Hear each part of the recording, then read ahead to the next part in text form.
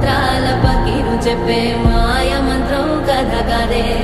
చంటోళ్లను భయపెట్టే భూచోడి కథ కదే తాత ముత్తాతమ్మల భూతాల కథ కదే విక్రమాదిత్యుడు చెప్పిన వేదాళుడి కథ కదే దీపము నుండి బియ్యం వచ్చే అల్లావుద్దీన్ కథ కదే ఇది ముడత చర్మం ముసలి చెప్పే కథ లాంటి నిజమే